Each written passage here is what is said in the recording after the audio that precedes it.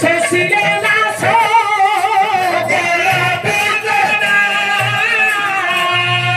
ସ୍ତନ୍ୟ ପାନ କରୁଥିଲେ ମା ପୁତନାର ସ୍ତନ୍ୟରୁ କ୍ଷୀର ପାନ କରୁଥିଲେ ପ୍ରଭୁ। କୋଉଠି ପୁତନାର ତଣ୍ଟିକି ଧରିଛନ୍ତି ନା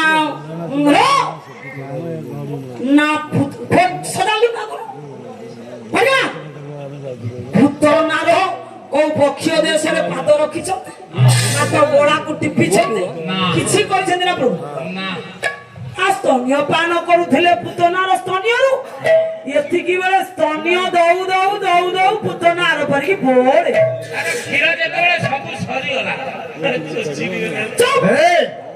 ଆପଣ ମାନଙ୍କ ଯୋଉ କଥା କହୁଥିଲେ ଦାସ ଭଉଣୀ କଂସକୁ କୁଆଡେ ମାରିଛନ୍ତି ବୋଲି ଦେବର୍ଷି ନାରଦ କହିଲେ ପ୍ରଭୁ ଆପଣ କଂସାସୁରକୁ ମାରିଛନ୍ତି ଯେହେତୁ ଆପଣ ଗୋଟେ ମହାପାପୀ।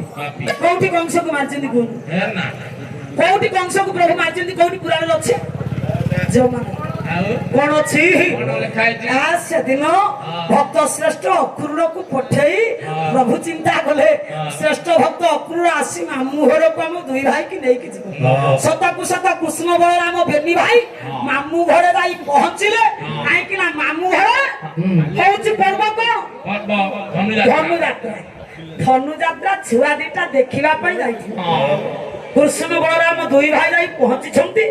ତାକୁ ଚାହିଁଦେଲେ ପ୍ରଭୁ ଆଜ୍ଞା ଚାହିଁଦେଲେ କଂସାସୁର ବସିଛି କୋଉଠି ନା ମଞ୍ଚାରେ।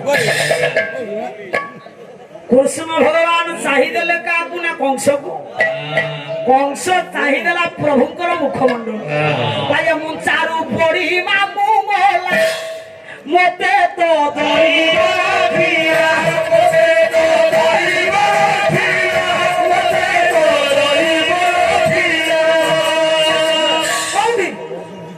କଂସକୁ ମାରିଲେ ନା କଂସ ଦେଖୁ ଦେଖୁ ମଲା।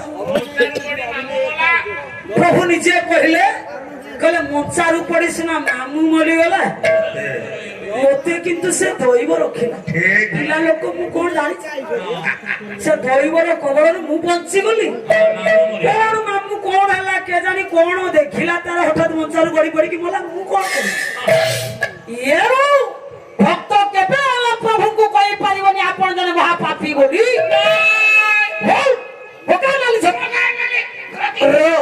ତାର ପ୍ରକୃତ ଦର୍ଶନ କଣ?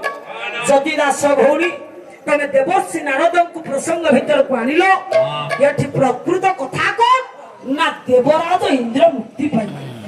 ସୁଧର୍ମା ସଭା ଦେବତା ମାନେ ସମସ୍ତେ ଉପସ୍ଥିତ ଥିଲାବେଳେ ସ୍ୱର୍ଗବେଶ୍ୟା ଅପୂର୍ବ ରୂପସୀ ଉର୍ବଶୀ ନୃତ୍ୟ ଗୀତ ପରିବେଷଣ କରୁଛି।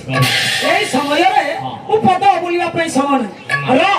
ଦେବତା ମାନେ ଉର୍ବଶୀର ନୃତ୍ୟ ଗୀତକୁ ଅବଲୋକନ କରୁଥିଲା ବେଳେ ଦେବର୍ଷି ନାରଦ ଯାଇ ସୁଧର୍ମା ସଭାରେ ପହଞ୍ଚିଲେ। ଦେଖିଲେ ସମସ୍ତ ଦେବତାଗଣଙ୍କର ଆଜ୍ଞା ମୁଖରେ ଅଫୁରନ୍ତ ଆନନ୍ଦ ଭରି ରହିଥିଲା ବେଳେ ଦେବରାଜ ଇନ୍ଦ୍ରଙ୍କର ମନ ଭାରି ଦୁଃଖ।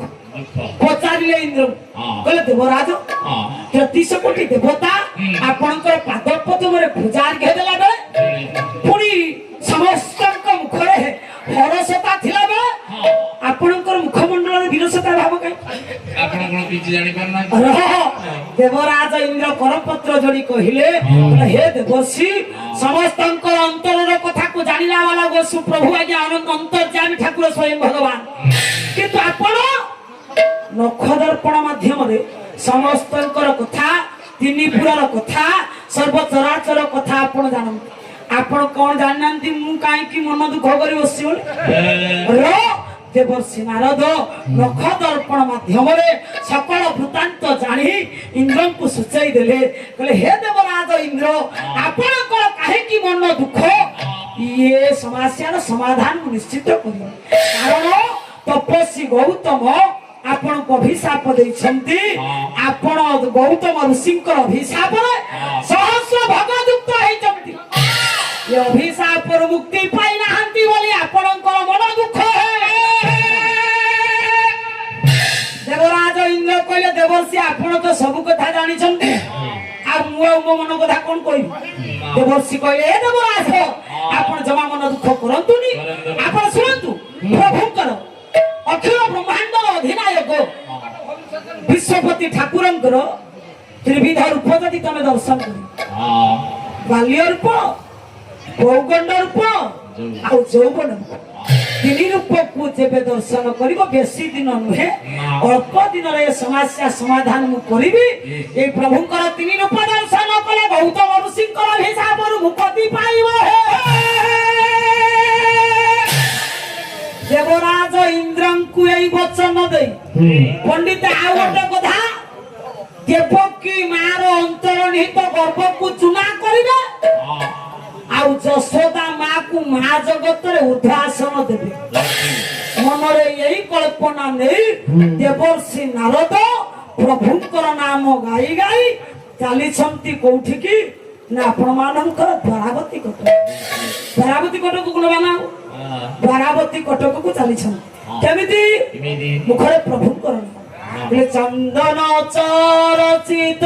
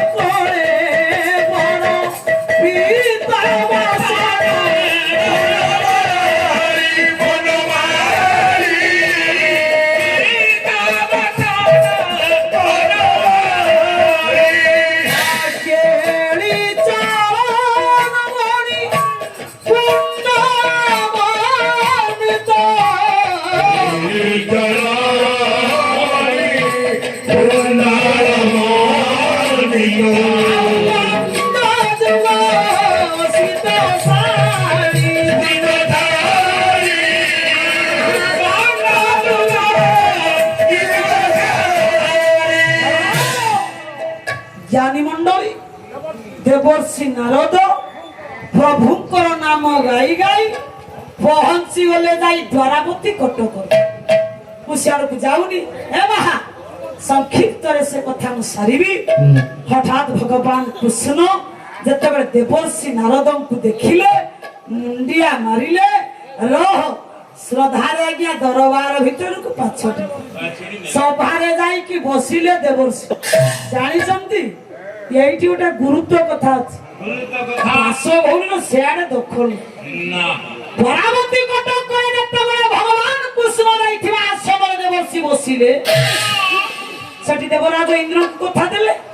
ଏଠି କଣ ଦେଖିଲେ ନା ଦେବକୀ ମା ସଭା ମଧ୍ୟରେ ବସି କାନ୍ଦୁଛି ଆଖିରୁ ତାର ଧାର ଧାର ଲୁହ।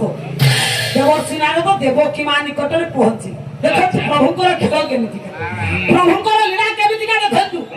ବୋଲେ ଦେବକୀ ମା ବସିଥିଲେ ଆଜ୍ଞା ଆସନରେ ଦେବର୍ଷି ନାରଦ ଉଠି ପଡିଲେ ଦେବକୀ ମା ନିକଟରେ ପହଞ୍ଚିଲେ କରପତ୍ର ଯୋଡି କହିଲେ ମା ଆପଣଙ୍କ ପୁଅ ତ ଇଏ ଦ୍ୱାରାବତୀ କଟକରେ ରାଜା ଆପଣ ତ ରାଜମାତା ଇଏ ଦ୍ୱାରାବତୀ କଟକର କୋଉ କଥାର ଅଭାବ ଆପଣ କଣ କାନ୍ଦୁଛନ୍ତି ଆପଣଙ୍କର ଆଖି କାହିଁକି ଛଳ ଛଳ ହଉଛି ଆପଣଙ୍କ ମନ ଭିତରେ କିଛି କଥା ମତେ ଲୁଚାଇକି ରଖିଛନ୍ତି।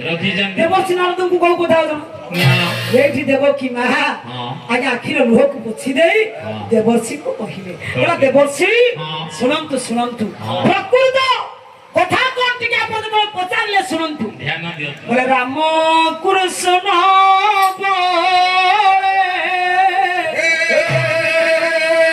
ଦେଖ